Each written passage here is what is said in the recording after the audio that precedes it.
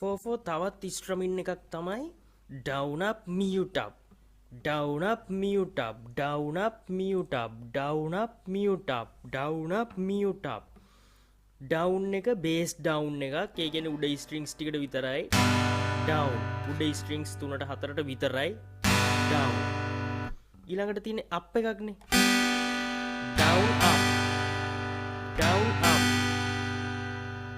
down up දෙකෙන් පස්සේ එනවා mute එක මේ mute එක කියන්නේ down එකක්ම තමයි අපි අත උඩ ඉඳන් යටටම තමයි ගහන්නේ mute එකේදී ඔයාගේ අතේ මෙන්න මේ කොටස අපි strings ටිකට තියනවා අත උඩ ඉඳන් යටට එනවත් එක්කම strings ටිකට කම්බි 6ටම මේ කොටස ටච් කරන්න ඕනේ ටච් කරලා සද්ද වහනවා සද්ද වැහුණට පස්සේ මෙහෙම චච්චක් ගාලා සද්දයක් තමයි එන්න ඕනේ down up mute ඔයා මේ mute එක ගැහුවට පස්සේ ඔයා අර කලින් ගහපු up එකේ සම්පූර්ණම සද්ද නැති වෙන්න ඕන. ඒ කියන්නේ ඔයාගේ අතේ අල්ල කොටසෙන් මේ කම්බි 6ටම තියන්න ඕන. කම්බි 6ටම තියලා අර කලින් සද්ද නැති වෙන්න ඕන.